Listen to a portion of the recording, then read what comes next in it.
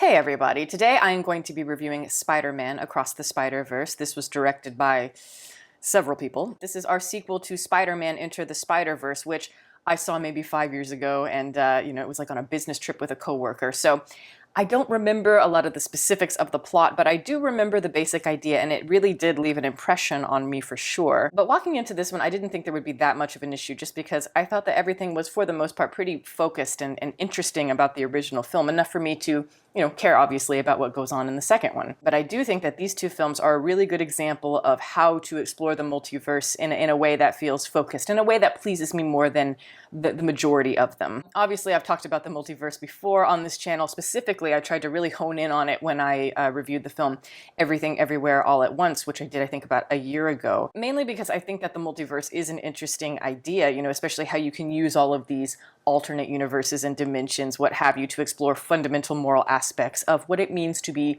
human. But again, just on a very exaggerated scale, which is very similar to the way we do a lot of things in our narratives typically. But there are naturally some caveats, because I do think it is a difficult way to frame your morality tales, just because everything is so chaotic naturally in that particular style. And I think to myself, the narrative is going to ripple out in all kinds of different ways, and so how do we keep it focused, and how do we keep the characters focused, and how do we keep just everything from going off the rails? And I often find that movies that do employ the multiverse to be just way too overwhelming in scope, and especially in the plotting. It can get way too convoluted, and I think that we fail at that point to create anything that is tactile or with any texture, which is very important, I think, for the human experience of watching a movie as a voyeur. I know I say this a lot, but these types of movies tend to feel just slightly out of reach for me. It feels like, you're just pouring sand through my fingers and it's just slipping through. I can't really grip on to anything. But that is ultimately what I really like about the Spider-Verse movies, because yes, they are very overwhelming in style and aesthetic. The visuals and everything are just bursting out of the frame. Like literally the edges are like seams and they are about to pop. And yet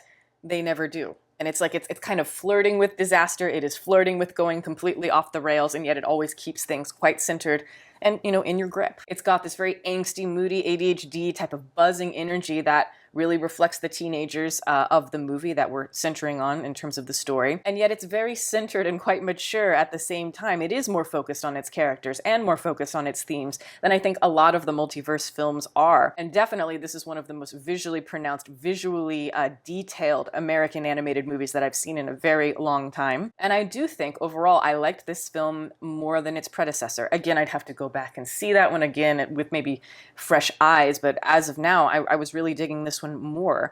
And I'm going to compare this to Everything Everywhere All at Once, just because, I couldn't help but think about that movie constantly as I was watching this one. And for those who watched my review initially, I talked about the things that I liked about Everything Everywhere All at Once, in the sense of, the creativity of it. I could tell that the creators really had a lot of spirit and they were excited about what they were doing. And so naturally it gets your audience very excited. But I do think that there's a lot of spirit and a lot of heart in the Spider-Verse films as well. And yet, when I look at Everything Everywhere All at Once, that's the one that didn't come together for me. But I think the difference is that with Everything Everywhere, I think it's overshooting a little bit. I think it has a lot of lofty goals. There's just a lack of balance, and it's relying a little bit too much on the gimmicks of the multiverse, in my opinion. And I think it's trying to go for depth, but it's only really getting skin deep. I do think one of the reasons why Spider-Verse excels so much compared to Everything Everywhere is that it's animated. And I remember thinking, watching Everything Everywhere All at Once, that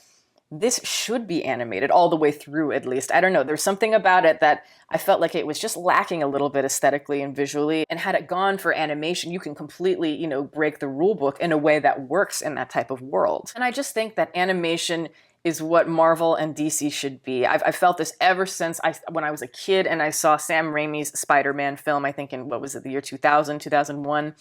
I've always just felt that live action was ill-suited for the comic book look, the comic book world. Even when it just comes to basic movement of things or humans on a screen, it's just, when you have live action, it is so confined by what is literal. And even just with colors, a lot of times they try to capture like a comic book look and make the colors look real bright and saturated, and oftentimes they feel more grim and kind of bloated and ugly. There's just a heaviness, I think, to live action, whereas when you go fully like what they do here and they go straight for that comic book look, it's like you can just bend and stretch the logic in every which way you want to, and you won't lose your audience. But yeah, it's always been strange to me that we reject this notion. Even like the Tim Burton Batman, it's like I know what it's going for, and I think it's the German expressionist look is admirable, and yet it always felt very stagey to me. Even when I was a kid, really, I was like, let me watch Batman the Animated Series any day over this, just because, again, it feels more convincing. It feels more like Batman, like a real comic book. And I think the only movies that I've seen that are, superhero movies that really capture that look, that are live action, would be like Richard Donner movies, which of course are very old, and even a movie like The Batman, the newest one. I think that it had a really good sense of world building, and the look was really strong, even though maybe a little bit murky. There is some sort of sweet spot, and again, few and far between, but the animation here, just like in the first one, I think it is astounding what they are trying to do here. It's so busy and so glitchy and so multifaceted in its looks, and yet I don't ever feel like I was getting drunk off of it. I never felt dizzy or exhausted or overwhelmed by any of it. I mean, yes, the intent of it is to feel overwhelming, and yet just as a viewer, I always felt like all of the elements were kind of all in balance. It always feels light on its feet and very crisp, and we have all of these beautiful styles, all of these beautiful looks kind of fusing together quite literally. And all those facets, all those different, pieces of animation, all those different styles that we have to offer just in the world, it all feels like it's here, and it's kind of like gleaming in this prism. Like sometimes you've got like this melancholy sort of watercolor look, and then at other times everything's very bright and very hip hop, kind of urban in terms of the style of it, but again, beautifully orchestrated. Everything is just zipping by you so fast, it feels like, and yet I always felt like I was getting a good sense of each world, a good sense of each act in the story. We do care about the characters, we understand each of their objectives, we understand where they're going at all times, and I never felt lost in that, despite, again, the very overwhelming nature of everything. And even though the pace is so quick, I do feel like there were times I was able to kind of settle in and relax, which, again, that's something that I really feel is lacking in these types of movies. And I felt that was something that was lacking in Everything, Everywhere, All at Once. But here, it's like it knew when to breathe, and it also knew when to kind of build the worlds in a certain way. And yet it still feels like there is some wiggle room. I think that they can certainly expand and grow more, especially for the third one. But I do like that it was never getting too caught up in the convoluted nature of the framing device. And again, that is always a problem. And I do feel like that was slightly a problem in the first one. I remember that my big initial complaint about the first one was that, yeah, during the Test Allies and Enemies period, I felt like a lot of the characters got muddled, and it did have that slippery feeling so far as being able to understand the characters, which I thought was, heavily improved on here. And I felt like the villain left something to be desired in the first one as well. Here, I thought the villain was absolutely fantastic, but I wanted to see more of him because I thought he was so great. It was just, I thought he was very memorable, beautifully drawn, beautifully designed. In fact, I thought this was one of the most interesting character designs. Him, as well as the kind of like the punk rock Spider-Man, the one that Daniel Kaluuya voiced. I thought both of them, oh man, just the artistic style, I could just look at it all day. I was drooling. As an artist myself, when I see these animated films, I tend to just like to sit back and watch and just appreciate how amazing so many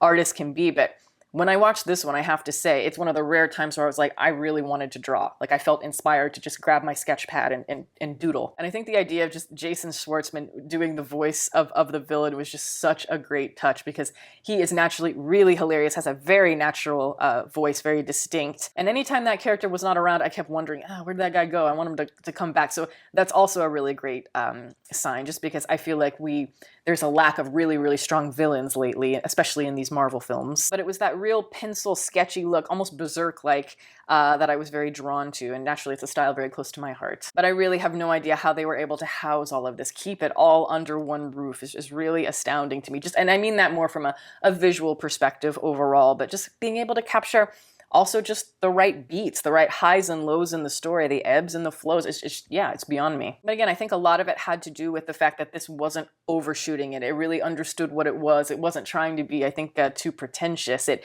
kept things simple, and it knows that it's simple. And I was worried that we were going to get way too monologue-y, especially in the second or third act, where it's like we have to preach the philosophical ideas of what the multiverse does mean on a grander scale. And I don't think you need to do that. You can really just show it. And again, I think it's just knowing what you can accomplish and knowing when to rest and knowing when to really focus. And we're focusing on very important relationships and understanding those characters. I love Miles as a main character is fantastic. And you really want to root for him, but you also really like Gwen.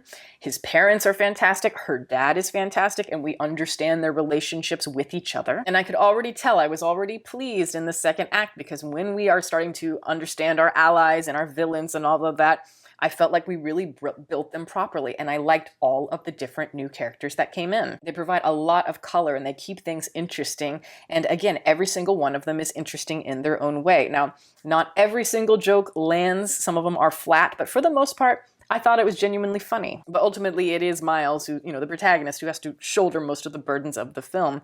And, he discovers his own issues so far as how things came to be, how he came to become Spider-Man in this particular universe, and how what happened, this happy accident or whatever you want to call it, it naturally changes the consequences for others in other universes, such as life. And it's not particularly groundbreaking, but it's very simple. It's fine. I don't have a problem with it.